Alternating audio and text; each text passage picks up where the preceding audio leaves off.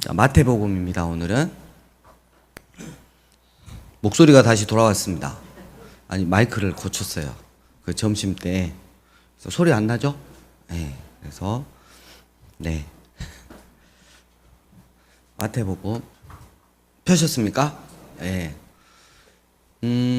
마태복음은 굉장히 이게 좀 어려운 건데요. 저자가 마태예요. 네. 그리고 복음은 또 가스펠, 예수님을 뜻하는데, 이 마태는 그 읽어줬으면 하는 대상이 누구였냐면 이스라엘 유대인들이었어요. 그것도 구약을 아주 잘 아는 유대인들. 왜냐하면 구약의 말씀들을 인용해서 이 말씀들을 성취하신 바로 그 메시아가 예수님이다 라는 것을 전하기 위해서. 그래서 너희들이 그라고 기다렸던 왕으로 오신 예수님에 대해서 이 마태복음은 이야기를 하고 있습니다. 그래서 거기를 그렇게 이제 중심을 놓고 보시면 많이 보여요. 1장 1절 보면 아브라함과 다윗의 자손 예수 그리스도의 계보라 이랬어요. 그리고 나서 아브라함부터 시작을 해서 6절 다윗을 지나서 16절 마리아의 남편 요셉 낳았으니 마리아에게서 그리스도라 칭하는 예수가 나시니라. 그러면서 17절에 14라는 수가 나와요. 14대. 예, 그래서 아브라함부터 다윗부터 또 이렇게 또 바벨론으로 그 포로 이후로부터 또 14대 이렇게 했는데, 이유가 뭐냐면 이 다윗은 다윗은 다비드, 히브리어로 다비드인데요. 게마트리아 숫자로 하면 그 알파벳이 4자고 6자고 4자였어요. 그래서 합치면 14였어요. 그래서 의도적으로 족보에서 구성을 다시 좀 했어요. 뺄 건 좀 빼고 이렇게 해가지고 의도적으로 14대 완전 3을 이렇게 사용해서 의도적으로 다윗의 육적인 후보, 후손, 구약으로부터 애언되었던 아브라함 때부터 그리고 다윗을 거쳐서 예견되었던 바로 그 메시아가 누구냐, 바로 예수님이라는 걸 강조를 하고 있어요. 그래서 족보를 그런 개념으로 이렇게 보시면 좋을 것 같고요. 또 하나 우리가 재밌는 게 3절에 보면 다말이 나왔고요. 5절 보면 누구 나오죠? 그리고 그 다음에 5절 끝부분에 룻도 나오고, 그리고 6절에 누구의 아내? 네. 이렇게 해서 딱 보면 결코 예수님의 그 육적인 그 후손으로 편입될 수 없는데 들어와 있는 사람들이 있단 말이에요. 우리가 이거는 잘 아시죠? 이게 하나님의 은혜라는 거. 근데 여기서 이제 하나 더 추가해가지고 11절에 바벨론으로 사로잡혀갈 때 요시야는 여고냐와 그의 형제들을 낳으니라 이랬어요. 이 여고냐는 누구게요?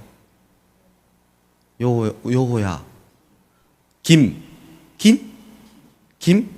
긴이요. 김 이렇게 하면 모르잖아요. 이렇게 하면 김인지 긴인지 어떻게 할 거야? 긴이죠. 길다라 할 때 긴. 예. 근데 이 여고냐가 악한 행동 때문에 그의 자식들 중에서 다윗의 왕위에 앉을 사람은 다시는 없을 거라 그랬어요. 그 뒤로 아웃됐어요.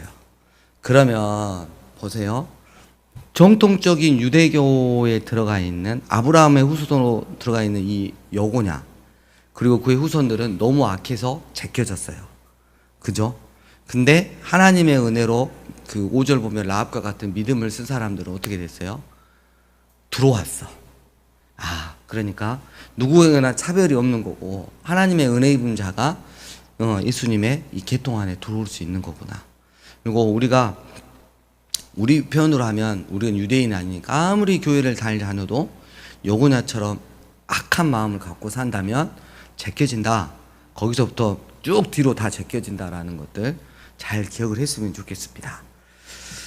18절 예수 그리스도의 나심은 이러한다. 그의 어머니 마리아가 요셉과 약혼하고 동거하기 전에 성령으로 잉태된 것이 나타났더니 그의 남편 요셉은 어떤 사람? 예, 기본이 의로운 사람은 기본이 국률이 깔려 있는 사람이에요. 원래대로 하면 이 마리아를 잡아다가 우리 편으로 하면 족을 쳤어야 됐어요. 왜냐면 자기는 같이 잠자리를 하지 않았기 때문에. 근데 요셉은 율법대로 하지 않았어요. 그 마음에 국률이 컸고 그 여자를 배려하는 마음이 컸기 때문에 그냥 조용히 관계를 정리하려고 했는데 주의 천사가 나타나서 그게 아니다. 이건 사람으로 잉태된 게 아니고 거룩하신 하나님의 영으로 잉태된 것이다 라는 걸 하면서 21절 이야기를 해줘요. 함께 읽겠습니다. 시작.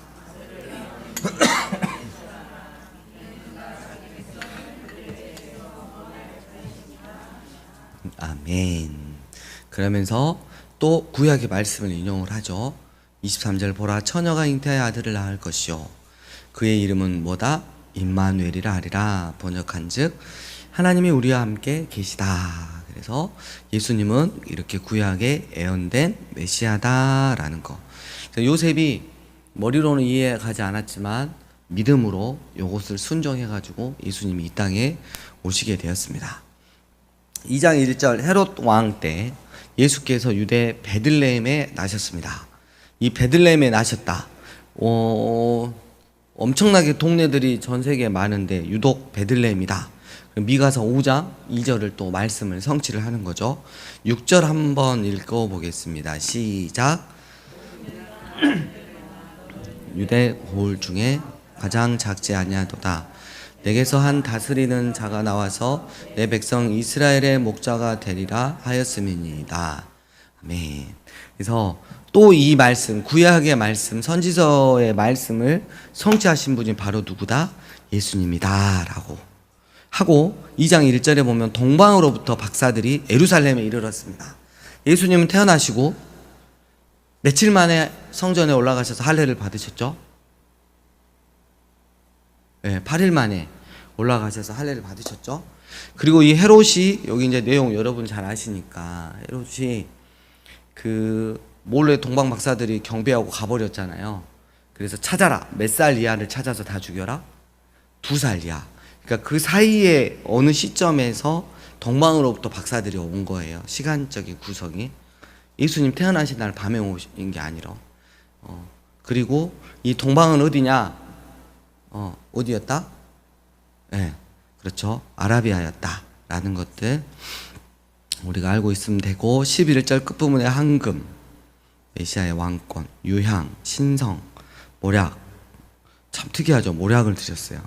순환, 죽음을 상징하는 건데 예배를 드리고 천사의 지시를 따라서 헤롯 함께 가지 않고 돌아갔어요. 그래서 13절 이하를 보면 헤롯이 아기를 찾아 죽이려고 했어요. 그랬더니 그래서 어디로 피신했다? 애굽으로 피신했는데 15절 보니까 이것도 주께서 선지자를 통하여 말씀하신 바 애굽으로부터 내 아들을 불렀다 이 말씀을 이루려 하십니다. 여러분 이때 예수님이 애굽으로 안 가고 다른 뭐 블레셋이나 뭐 다른 데로 가버렸으면 말씀이 성취가 안 되잖아요. 그럼 아웃이야. 구약에서 예언한 메시아가 아니잖아요. 근데 한 말씀이라도 다 이루신 거예요. 자, 19절. 헤롯이 죽었어요. 애굽에서 요셉에게 현명하고 이래서 너 그 아기의 목숨을 찾던 자가 죽었다. 그래서 올라가라. 그래서 이스라엘로 갔어요. 22절. 근데 예루살렘 쪽에 아켈라오라고 하는 헤롯의 아들이 하는데 너무 얘가 우리 편으로 하면 사이코고 막 죽여. 그러니까 무서워서 22절 끝부분 갈릴리 지방으로 떠나가 23절 어디?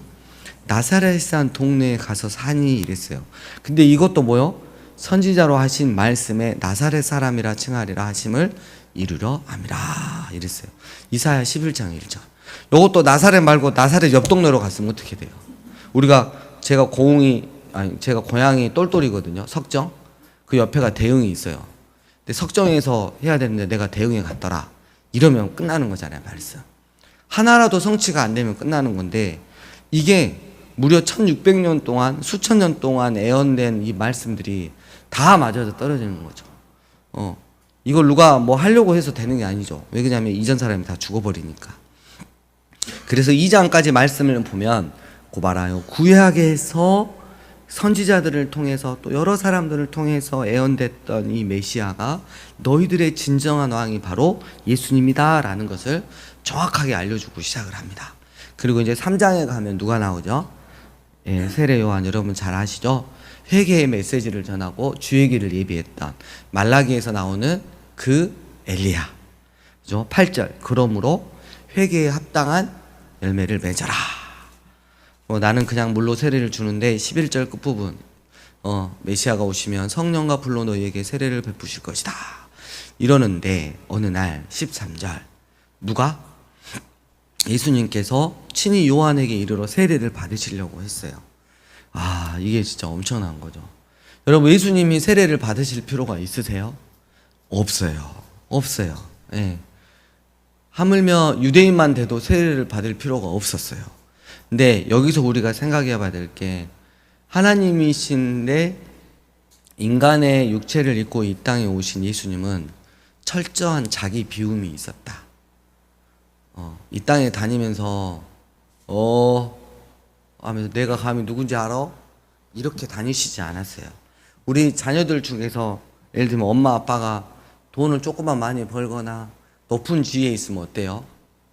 애들끼리 놀면서 야, 우리 엄마가 어떤 사람인지 알아? 부동산 투기해서 100억대 부자야. 요것만 돼도 막 난리 나는데. 예, 근데 예수님은 철저한 자기 비움이 있었고, 그 다음에 스스로 선택한 내려놓음이 있었어요. 나는 이 땅 가운데 하나님의 아들로서, 하나님으로서가 아니고, 지극히 인간적인 마리아의 요셉의 아들로, 본을 보이신 거죠. 그리고 포기죠, 포기. 이게 바로 예수님의 세례가 보여주는 그 상징성이지 않을까 싶어요. 요즘 같은 시대에 알면 알수록 더 많이 아는 척 해야 돼요. 그리고 내가 더 잘 보는 눈을 가졌다고 또 자랑도 많이 해야 돼요. 내가 좀 현명하다 생각하면 어때요? 아, 내가 더 현명하니까 한 말 안고 있어야지. 여러분 그러시던가요? 모임 가운데서 내가 좀 알고 여기서 기선을 잡을 수 있어. 이렇게 하면 끼어들게 해가지고 착착착착착 정리하고 막 옆에 사람들이 그랬을 때 오는 그 쾌감, 짜릿함 막 이런 거 있잖아요. 요즘 세상이 그래요. 근데 모든 것을 아시고 모든 것을 할 수 있으신 하나님이신 예수님께서는 자기를 내려놓으셨다. 이게 바로 세례였다. 그래서 요즘에는 참 잘난 사람들이 많아요. 근데 우리가 그 세상적으로 잘난 사람에 낄 필요는 없다. 그래서 예수님의 그 세례를 생각하면서 우리가 잘 있으면 좋겠다. 세례를 받으실 때 17절 함께 읽겠습니다. 시작.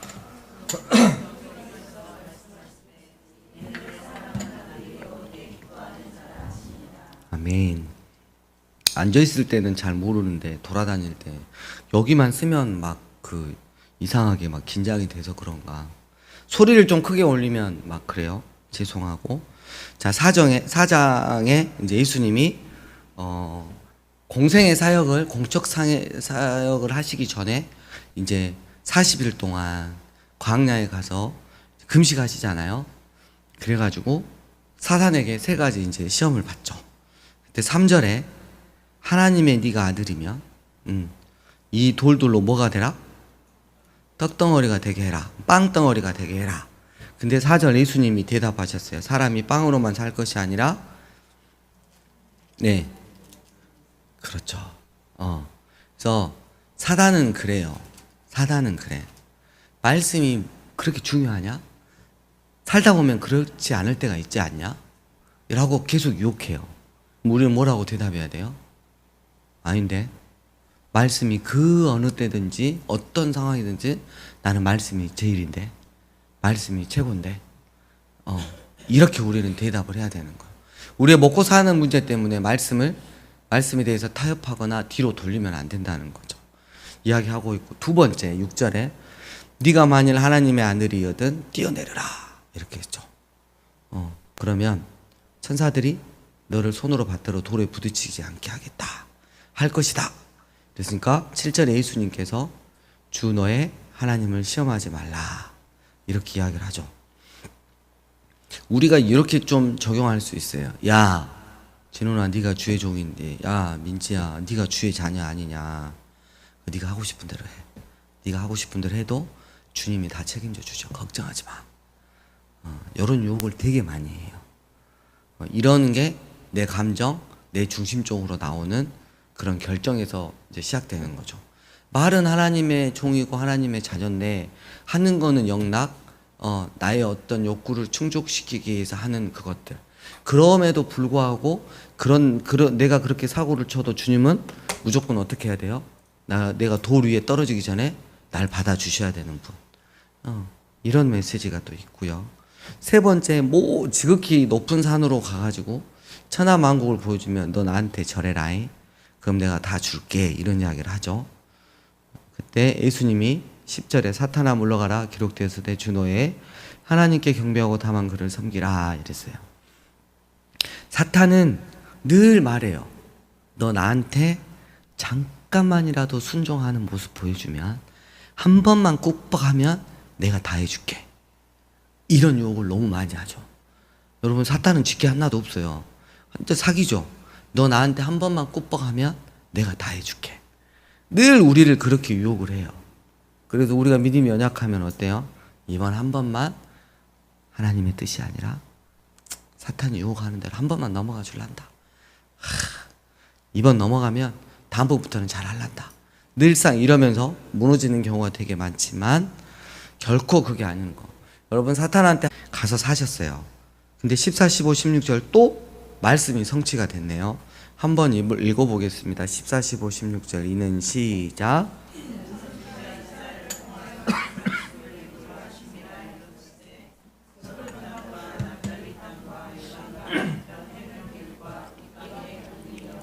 흑암에 앉은 백성이 큰 빛을 보았고 사망의 땅과 그늘에 앉은 자들에게 빛이 빛이었도다 하였느니라.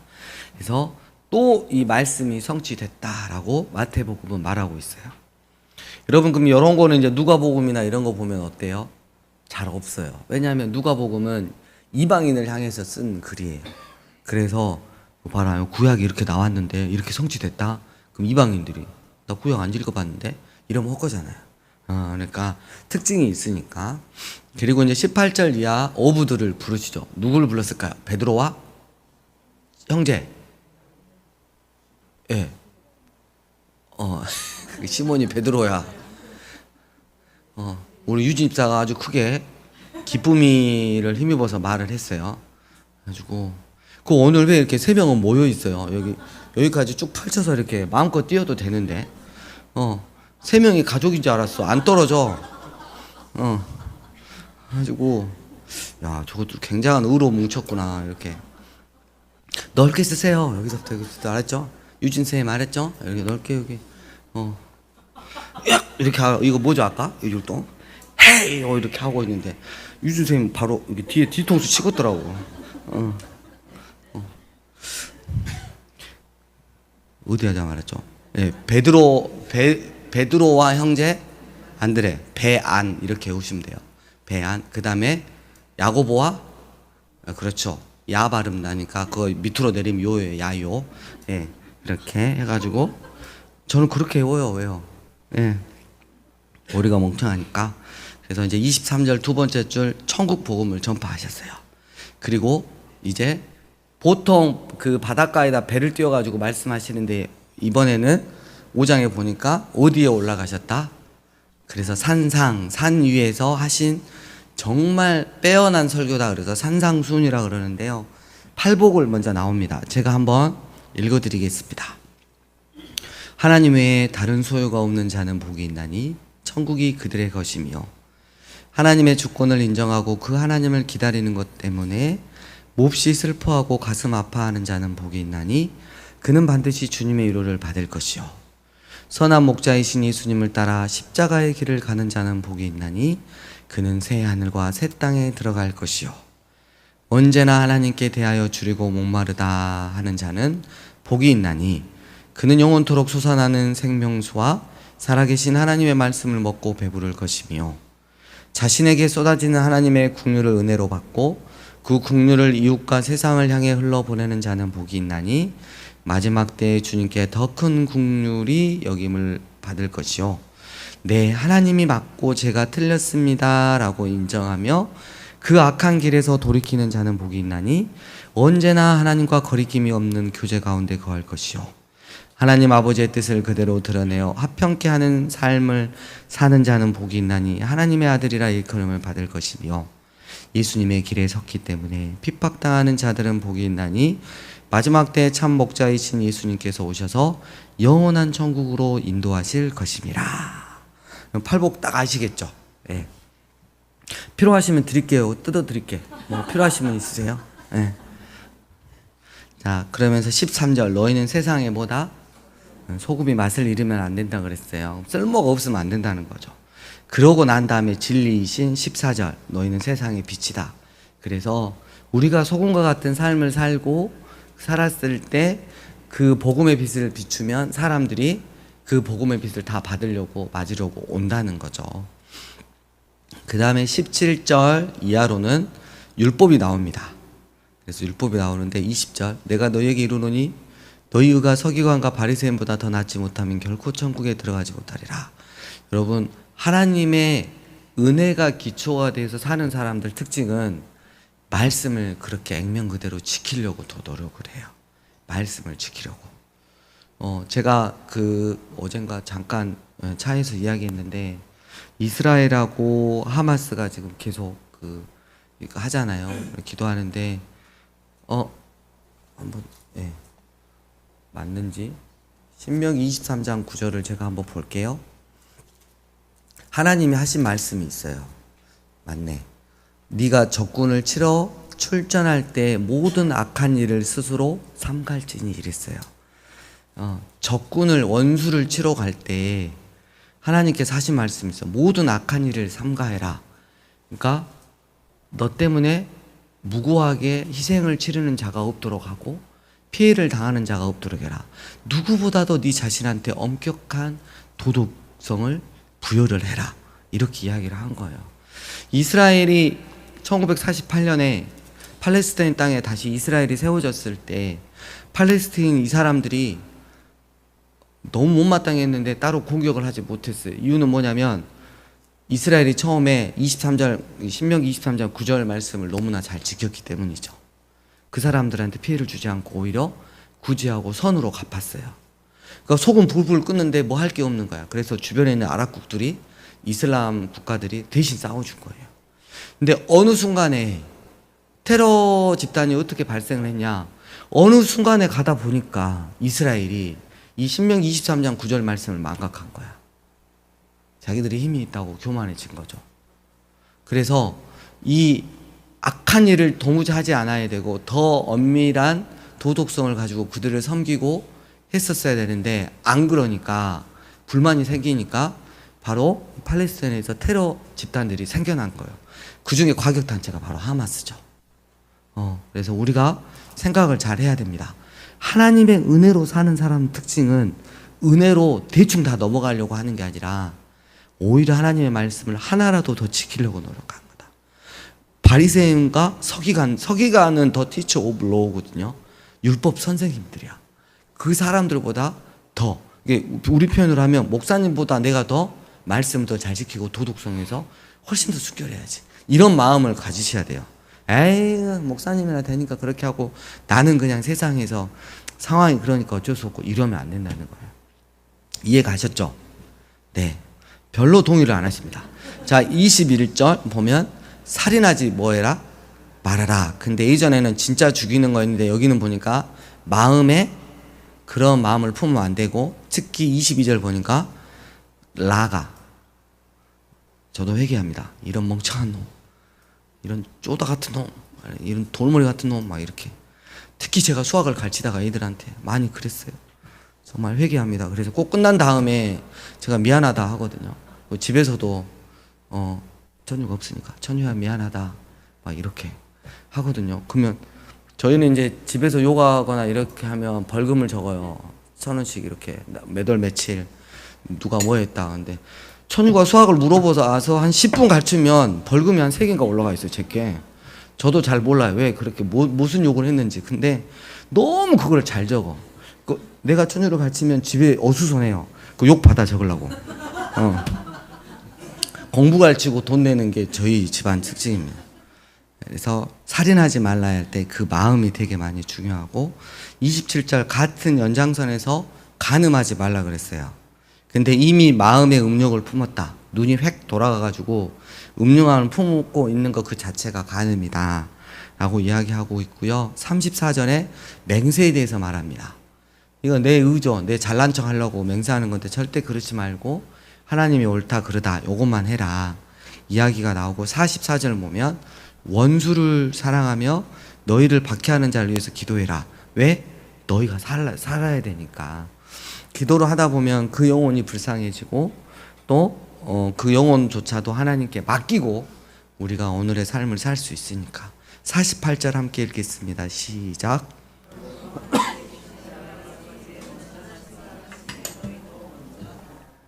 네, 똑같이.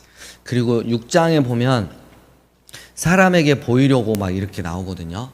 그래서 사람한테 보이려고 뭐 구제하는 거. 우리 그 구제 프로젝트 이름이 뭔지 아세요? 우리 교회 구제 프로젝트. 제가 원래 우리 코가 석자여도 프로젝트였거든요. 그래서 우리는 그래도 우리도 자립교회가 아니잖아요. 우리 코가 석자여도 이렇게 한다 막 이랬는데 반대 의견이 많이 나왔어요. 목사님 그거 아니지 않나요? 그래서 그러면 그래서 이야기하다가 실상은 부요한 자. 우리는 실상은 부요한 자다. 그래서 실부자 프로젝트로 바뀌었어요. 실상은 부요한 자라 프로젝트로. 그래서 우리가 구제하는데 그렇죠. 실부자 프로젝트입니다. 그래서 1년에 저희가 2번씩 해요. 그래서 너무 감사하고. 여러분, 교회가 단체적으로 할 때 이제 성경을 보면 아시겠지만 교회 이름으로 하는 건 되게 좋아요. 근데 나 혼자 했을 때는 은밀히 하는 게 좋고. 이해 가시죠? 교회 이름으로 했을 때 누가 와 교회 안에 누구 목사 야 교회 안에 그 노현주 그 집사님 칭찬하고 그러지 않아요. 일일이 찾아서 교회를 칭찬하죠. 주님의 교회를. 역시 예수님 믿는 사람들 이렇게 하는 거니까. 그리고 5절에 보니까 기도할 때 자발라 막 이렇게 외식하면서 기도하지 말아라.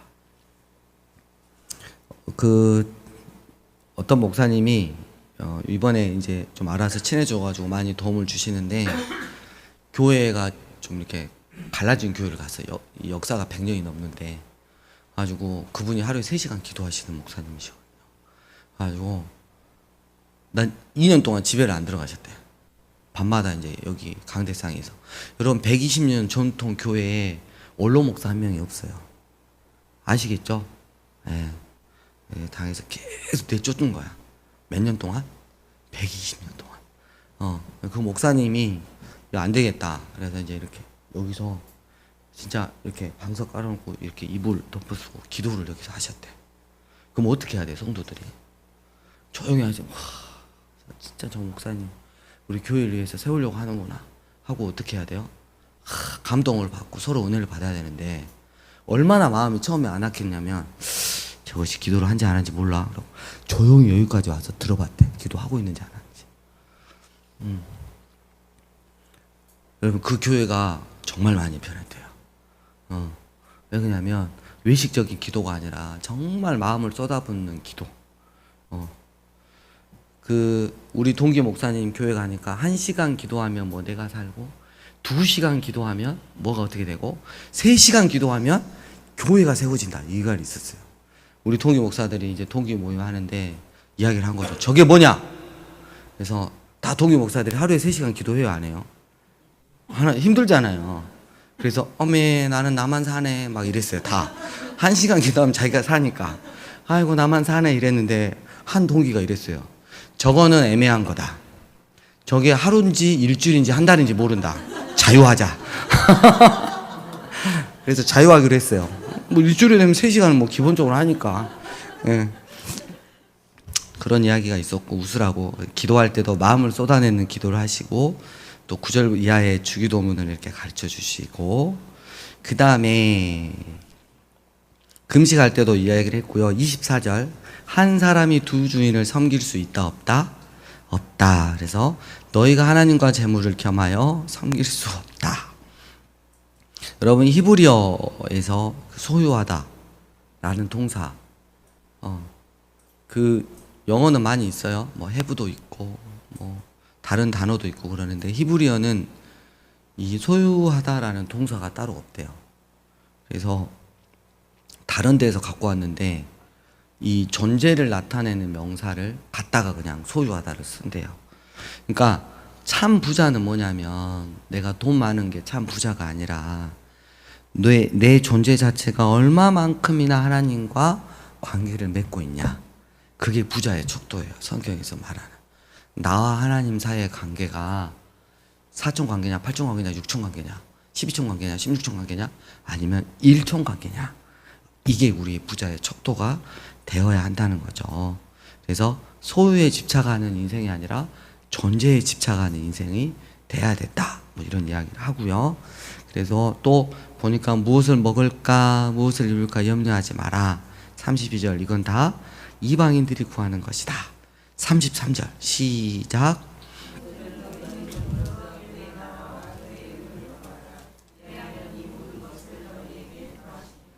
아멘. 산상수훈의 일대 강령입니다. 먼저 그의 나라와 의를 구하라. 여러분 이건 내 개인 생활도 되지만 가정생활, 특별히 믿음의 다음 세대 연애 특강했을 때 가장 중요한 게 이거예요. 먼저 하나님의 나라와 의를 구하는 그 가정 안에서 배우자를 찾고 또 믿음의 가정을 이루고 믿음의 자녀들을 낳는 게 너무나 귀하다는 거. 이거 뺏기면 다 뺏기는 것이다. 이렇게 이야기를 했고, 여러분 제가 7장까지 하면 안 될까요? 시간이 한 5분 초과됐는데. 감사해요. 어쩌다가 저는 눈치 보는 인생이 됐을까요? 7장 1절 비판하지 말아라. 그래서 3절 어찌하여 형제의 눈에 있는 티, 아주 조그마한 잘못은 그렇게 잘 보는데 내 눈 속에 있는 뭐요? 들보는 기둥이에요. 기둥. 건물로 말하면 그것도 안 보여. 그래서 우리가 비판하려면 내 자신한테 해야 되고, 우리가 흔히 그 흉보는 거를 흉보는다 그러나요? 사람 이야기하는 걸 좋아하잖아요. 네. 그리고 또 재밌어. 그리고 속이 좀 시원해. 근데 늘 이 말씀을 잘 생각하면서 결론은 그래요. 우리의 연약함 때문에 건전한 비판을 뛰어넘어서 악한 비판이 나올 수 있거든요. 근데 늘 기억할 때 그때 네가 헤아리는 그 헤아림으로 너도 똑같이 마지막 때 헤아림을 받게 될 거라는 거 늘 기억하면서 얼른 빠지면 다시 되돌아오고 해야 됩니다. 그리고 구하라 그랬어요. 7절에 예수님이 우리에게 요구하시는 삶을 살기 위해서는 구하라 이거예요. 내가 원하는 걸 다 구하라가 아니라 12절 보면 2대 강령이 나옵니다. 두 번째 시작.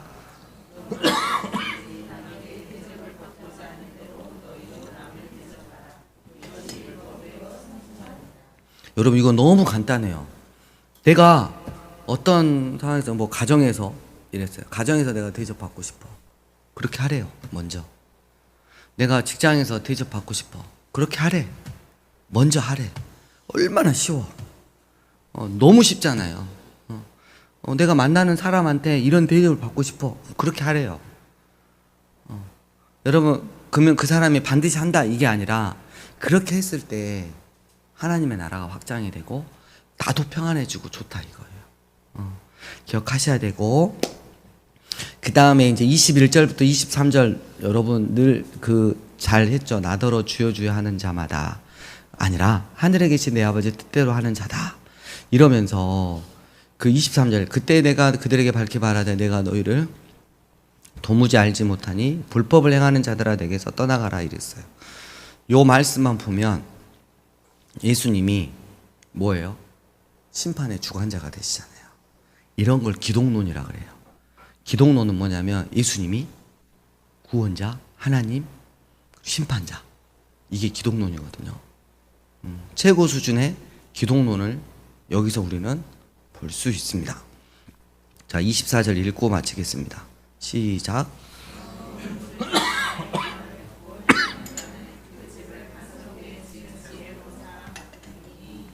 아멘.